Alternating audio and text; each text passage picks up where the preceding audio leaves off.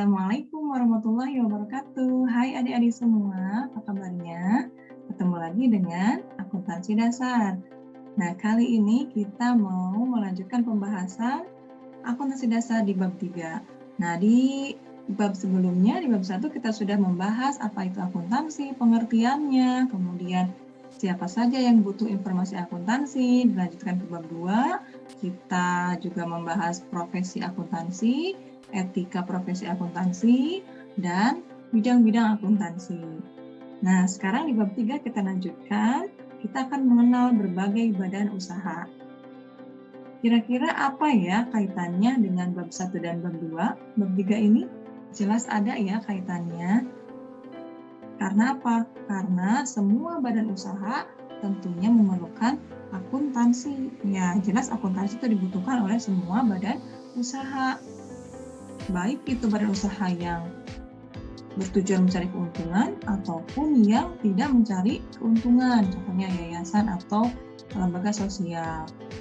Nah, makanya bisa saya bilang bahwa jurusan akuntansi atau lulusan akuntansi itu ya lebih banyak peluang kerjanya. Kenapa? Karena semua lembaga, semua perusahaan membutuhkan seorang profesi akuntansi, seorang yang akan membuat laporan keuangan perusahaan tersebut.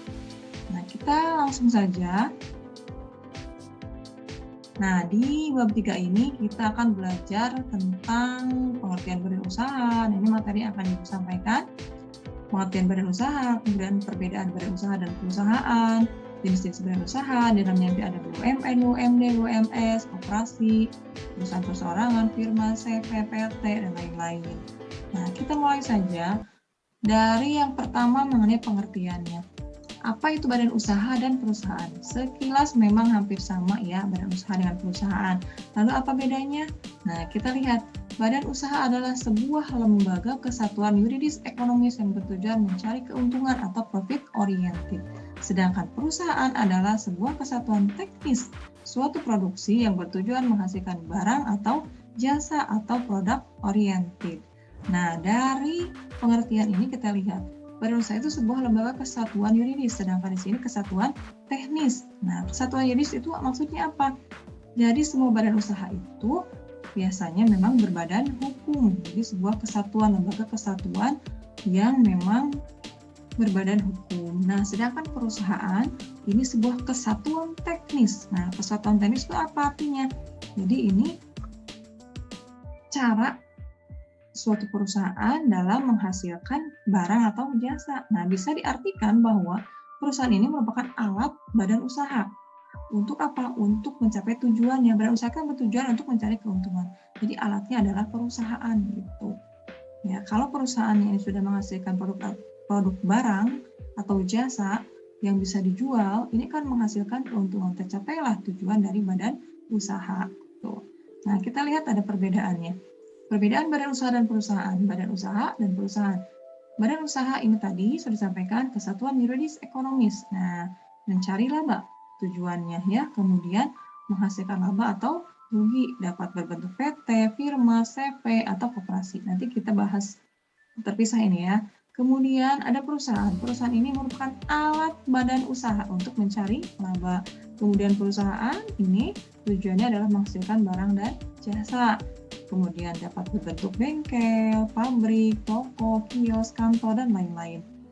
Nah, kalau bengkel berarti ini lebih ke jasa, perusahaan ini menghasilkan jasa. Kalau toko atau misalkan pabrik ini menghasilkan produk atau barang. Nah, selanjutnya jenis-jenis badan usaha. Nah, kita lihat jenis badan usaha bisa kita kelompokkan menjadi beberapa kelompok. Di antaranya yang pertama, menurut lapangan usaha. Ada ekstraktif, pertanian, industri, perdagangan, jasa.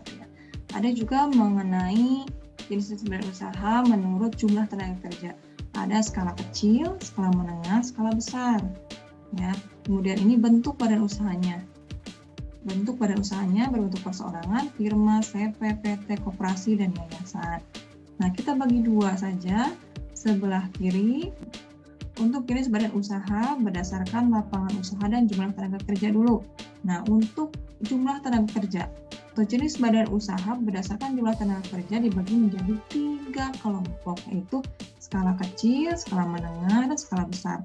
Nah, skala kecil, coba kita lihat, ini jumlah tenaga kerjanya kurang dari 5 orang. Contohnya apa? Warung makan. Nah, kemudian kalau skala menengah, ini tenaga kerjanya berjumlah antara 5 sampai 50 orang. Contohnya apa? Contohnya minimarket, ya. Nah, contohnya minimarket.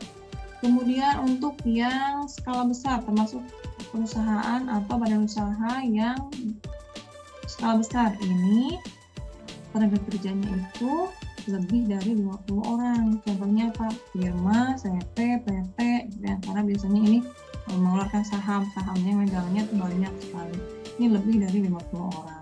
Nah, selanjutnya, menurut lapangan usaha, badan usaha ini jenis-jenisnya ada bidang usaha ekstraktif. Nah, badan usaha ekstraktif ini merupakan badan usaha yang kegiatan itu mengambil sumber daya yang tersedia di alam secara langsung tanpa adanya proses pengolahan. Contohnya pertambangan, perikanan laut, ya. Nah, di Indonesia ini perusahaan yang bergerak di bidang ekstraktif contohnya apa? PT Aneka Tambang, ya, itu yang menambang nikel dan emas.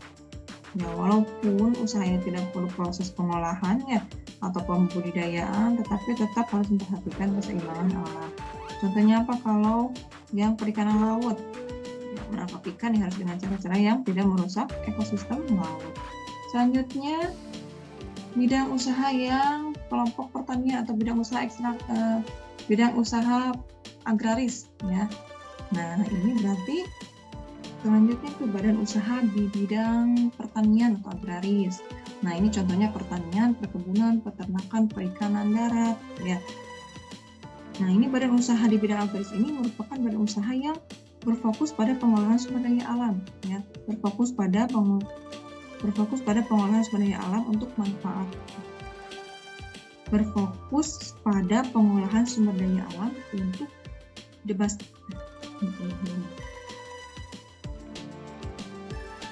berfokus pada pengolahan sumber daya alam ya agar bisa dimanfaatkan oleh orang banyak, gitu ya.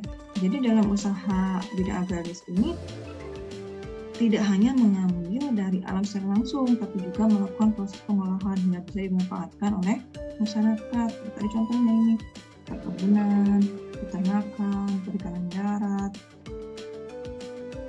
Selanjutnya, badan usaha di bidang industri. Nah, jika tadi ekstraktif itu hanya mengambil sumber daya alam tanpa diproses, ya, ini. Nah, kalau di bidang industri terdapat proses pengolahan bahan mentah menjadi apa? Menjadi barang setengah jadi, ya. Kemudian menjadi barang jadi. Nah, contohnya apa ini? Contohnya kapas, ya. Atau misalnya kapas jadi apa? Kapas jadi benang. Kemudian karet jadi latex, ya.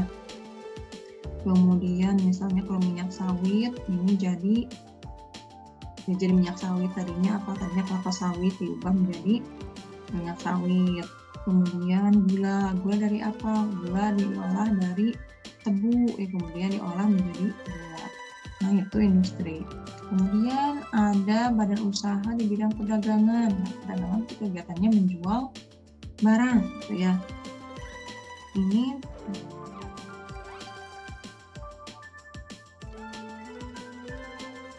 nah, jadi barang-barang hasil produksi di bidang pertanian, ya, kemudian di bidang agraris, di bidang ekstraktif, ataupun dari bidang industri. Nah, ini agar bisa sampai ke konsumen, tentunya harus melalui proses perdagangan, ya. Jadi kegiatannya apa? Usaha di bidang perdagangan, ya, usahanya adalah menjual atau membeli barang hasil produksi dari produsen. Ya, dalam kehidupan sehari-hari ini biasanya badan usaha ini banyak, ya, seperti hanya warung, ya, atau perusahaan. Yang terakhir, bidang usaha jasa. Nah, bidang usaha jasa itu ya kegiatannya memberikan pelayanan kepada konsumen, intinya pelayanan. Contohnya apa? Puskesmas, bengkel, klinik, gitu ya. Itu bidang usaha jasa. Selanjutnya, nah ini badan usaha jika tadi berdasarkan jumlah tenaga kerja, ada juga yang mengelompokkan badan usaha berdasarkan jumlah pemilik. Tadi juga sudah dijelaskan kan, kalau firma itu berapa orang, sampai berapa orang. Nah, bisa digambarkan dalam bentuk seperti ini. Nah, perusahaan perorangan, bentuk perusahaan perorangan ini yang jelas pemiliknya adalah satu orang. Kalau firma, CP, PT ini lebih dari atau sama dengan dua, gitu, 2 orang. Jadi minimalnya 2 orang, 2 orang lebih. Ini firma, CP, PT. Ini kalau koperasi, nah ini minimalnya itu 20 orang, ya. Lebih dari atau sama dengan 20 orang. Berarti minimal 20 orang baru bisa membentuk koperasi. Nah, yayasan ini tidak ditentukan, ya. Jumlahnya ataupun bisa 1 orang, bisa lebih dari 2 orang. Nah, kemudian badan usaha juga bisa dibedakan juga, dikelompokkan juga berdasarkan kepemilikan modal dan berdasarkan bentuk hukum. Nah, jika berdasarkan kepemilikan modal, ini bentuknya ada BUMN, BUMD, yang badan usaha milik negara, badan usaha milik daerah, badan usaha milik swasta, ada badan usaha campuran. Kemudian kalau badan usaha berbentuk hukum, BUMN, BUMS, sama koperasi. Oke, adik-adik, apakah yang kalian ketahui tentang perusahaan BUMN? Apakah adik-adik sering mendengar kata BUMN? Nah, kalau adik-adik sering nonton berita, itu biasanya ada berita ekonomi. Itu biasanya ada berita tentang BUMN. Ya, apa itu BUMN? Bukan hanya sekedar singkatan ya, bukan hanya badan usaha milik negara jawabannya. Nah ini, BUMN adalah badan usaha yang permodalannya seluruhnya atau sebagian dimiliki oleh pemerintah. Nah biasanya minimal 51%. 51% modalnya dimiliki oleh pemerintah. Nah, status pegawainya pun itu adalah pegawai negeri atau PNS. Nah, BUMN sendiri ini ada 3 macam, untuk Perjan, Perum, dan Persero. Apa itu? Nah, Perjan atau perusahaan negara jawatan. Ini adalah bentuk badan usaha milik negara yang seluruh modalnya dimiliki oleh pemerintah. Nah, Perjan ini berorientasi pelayanan pada masyarakat. Tetapi kenapa selalu merugi? Nah, ya karena ini semuanya dimiliki, semuanya itu dibiayai oleh pemerintah. Makanya Perjan ini sekarang sudah tidak ada. Ya. Nah, sekarang contohnya kalau dulu tuh ada PJKA, Perusahaan Jawatan Kereta Api, kini berganti menjadi PT KAI, PT Kereta Api Indonesia. Nah, selanjutnya Perum. Nah, Perum adalah Perjan yang sudah dirubah. Nah, tadi kan Perjan sudah tidak ada. Nah, berganti menjadi Perum. Tujuannya apa? Tujuannya itu tidak lagi berorientasi pelayanan, tapi sudah profit oriented. Profit oriented itu apa? Mencari keuntungan. Ya, tujuannya sama seperti Perjan, Perum dikelola oleh negara dengan status pegawainya sebagai pegawai negeri sipil atau sebagai pegawai negeri. Namun, perusahaan ini masih merugi meskipun status Perjan diubah menjadi Perum, sehingga pemerintah terpaksa menjual sebagian saham Perum tersebut kepada publik dan statusnya diubah menjadi Persero. Apa itu Persero? Nah, Persero adalah salah satu badan usaha yang dikelola oleh negara atau daerah. Berbeda dengan Perum atau Perjan, tujuannya itu adalah yang pertama jelas profit oriented atau mencari keuntungan. Kedua, memberi pelayanan kepada umum. Nah, modal pendiriannya pun ini sebagian atau seluruhnya dari kekayaan negara yang dipisahkan berupa saham. Saham apa sih saham? Ya, saham itu bukti kepemilikan terhadap sebuah perusahaan. Jadi, kalau adik-adik punya modal, punya dana lebih, boleh mulai bermain di saham ya. Ketika adik-adik punya saham sebuah perusahaan, membeli satu atau beberapa lembar saham, artinya adik-adik otomatis menjadi pemilik dari perusahaan tersebut sesuai dengan porsi saham yang dimiliki. Itu ya. Nah, Persero ini dipimpin oleh direksi, para direktur ya, sedangkan pegawainya berstatus sebagai pegawai swasta. Nah, badan usaha ditulis PT, PT titik-titik, nah gitu ya. Perusahaan ini tidak memperoleh fasilitas negara. Ini perseroan terbatas, Persero ya. Nah, selanjutnya, jadi dari orang yang di atas itu, jenis Persero adalah apa? Tujuan utamanya mencari keuntungan, modalnya sebagian, bisa sebagian atau seluruhnya berasal dari kekayaan negara. Dan dipisahkan berupa saham-saham. Dipimpin oleh direksi, pegawainya pegawai swasta, badan usahanya ditulis PT, dan tidak memperoleh fasilitas negara. Oke, kita lanjutkan. Nah, ini contoh-contoh BUMN. Ada Adikarya, ada Antam, ya ini yang sempat jual beli emas itu ya, yang sekarang sedang booming, ya PT Antam, kemudian ada Telkom, Kimia Farma, dan seterusnya, dan lain-lain. Kita lanjutkan ke BUMS, Badan Usaha Milik Swasta. Apa itu BUMS? BUMS atau Badan Usaha Milik Swasta adalah badan usaha yang didirikan dan dimodali oleh seseorang atau sekelompok orang. Nah, berdasarkan undang-undang, biasanya kalau tentang perekonomian ada di pasal 33 ayat 1, 2, 3 gitu ya. Bidang-bidang usaha yang didirikan kepada pihak bidang-bidang usaha yang diberikan kepada pihak swasta adalah mengelola sumber daya ekonomi yang bersifat tidak vital. Ya, tidak vital itu utama ya, dan strategis ya, atau tidak mengusah hajat hidup orang banyak. Jadi sumber-sumber daya ekonomi yang sifatnya vital itu tidak boleh diberikan kepada badan usaha milik swasta. Jadi harus dikelola oleh negara. Karena kan tujuannya sesuai dengan undang-undang ini ya, untuk agar bisa dimanfaatkan oleh hajat hidup orang banyak. Kan bentuk hukumnya BUMS ini mereka menjadi beberapa nama atau kelompok ya, perusahaan persekutuan, firma, persekutuan komaniter, PT, yayasan. Ya.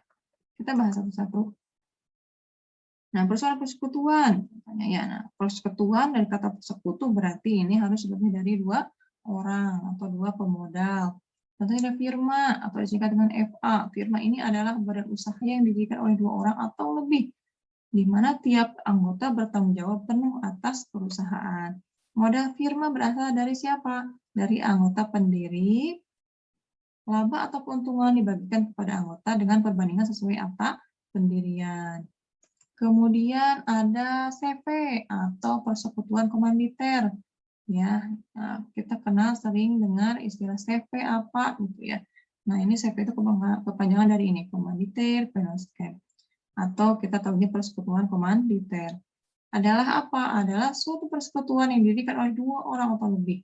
Persekutuan komanditer mengenai 2 istilah, yaitu adanya sekutu aktif dan sekutu pasif. Ya, ini pokoknya kalau mendengar kata istilah sekutu aktif, sekutu pasif, ini adalah CV. Ya, tadi kalau firma kan nggak ada istilah sekutu aktif, sekutu pasif. Pokoknya dikelola bersama, untung rugi dinikmati sesuai dengan perjanjian atau sesuai dengan aktanya, akta pendirian. Nah, kalau sekutu aktif, ini adalah anggota yang memimpin, menjalankan perusahaannya, dan bertanggung jawab penuh atas utang-utang perusahaan. Sedangkan sekutu pasif, ini anggotanya hanya menanamkan modal saja kepada sekutu aktif, gitu ya, tidak ikut campur dalam urusan operasional perusahaan. Keuntungannya gimana? Keuntungan yang perolehnya dibagikan sesuai dengan kesepakatan, itu CV ya. Kemudian ada PT atau perusahaan terbatas atau persaingan terbatas adalah badan usaha yang modalnya diperoleh dari hasil penjualan saham.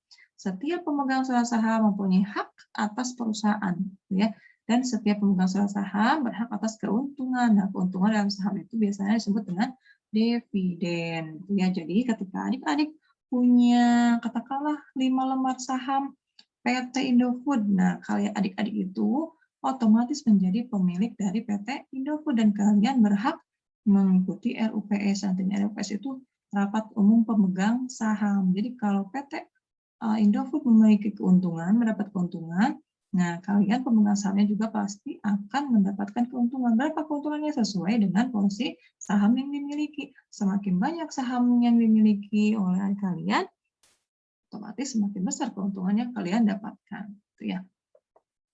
Kemudian yayasan. Nah, yayasan adalah suatu badan usaha tetapi tidak merupakan perusahaan. Karena apa? Karena tidak mencari keuntungan atau tidak profit oriented. Biasanya ini untuk kegiatan sosial ya, tapi tetap berbadan hukum ya. Misalnya yayasan untuk panti jompo ya, dan lain-lain. Selanjutnya ke koperasi. Tadi ada 3 BUMN, UMS, sama koperasi kan ya menurut badan hukumnya. Nah, koperasi, sering mendengar kata koperasi? Di sekolah juga biasanya ada koperasi sekolah ya, KOPSIS biasanya disingkatnya.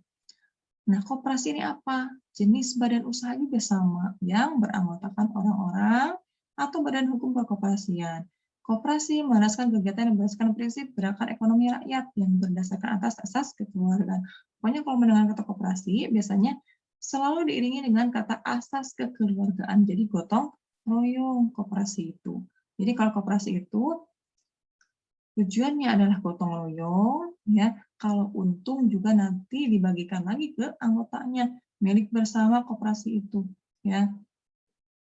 Jadi misalkan kita belanja ke koperasi, ya kan kita belanja memberikan keuntungan kepada koperasi. Nah, keuntungan itu nanti akan dibagikan lagi kembali lagi ke kita, ya. Namanya SHU namanya nanti, ya.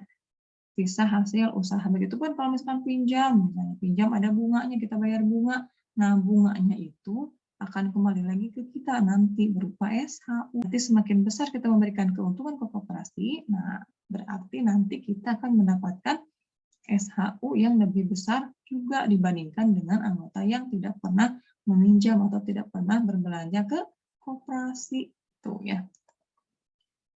Nah, menurut Undang-Undang Nomor 25 Tahun 1992, ini tentang koperasi, ini prinsip koperasi, keanggotanya bersifat sukarela, ya terbuka.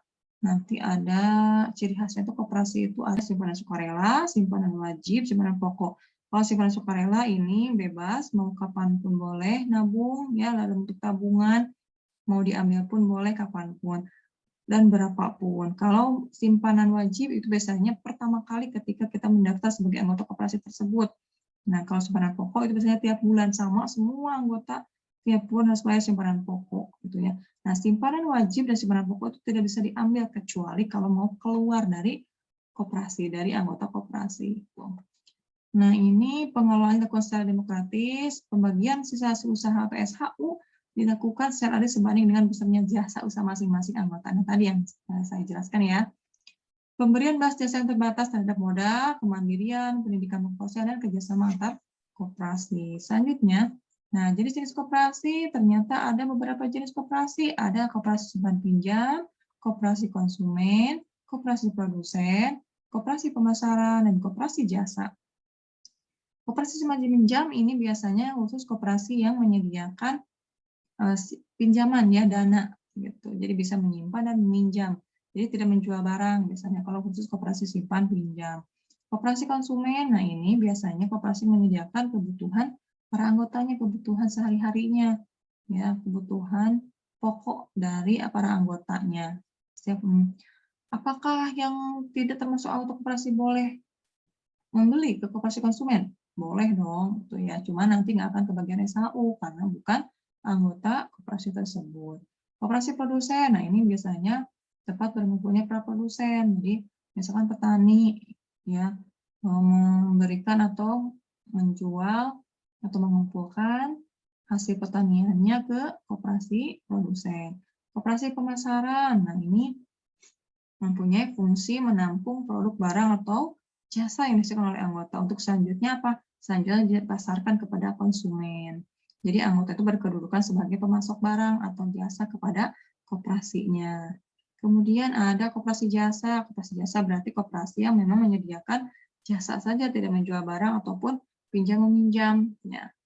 Koperasi jasa fotokopi, koperasi jasa perparkiran, koperasi jasa angkutan, yaitu contoh koperasi jasa. Oke, baiklah. Nah, terakhir ada metode kepemilikan pada bisnis yang ada dari bidang-bidang usaha yang tadi sudah dijelaskan. Bagaimana metode kepemilikannya? Nah, ini ada franchising, kemudian joint venture, kemudian ada merger, dan juga ada acquisition. Jadi, dijelaskan di bagian terpisah. Untuk bab 3 cukup sampai di sini. Sampai bertemu lagi di pertemuan selanjutnya tentunya di bab 4. Semoga bermanfaat. Assalamualaikum warahmatullahi wabarakatuh.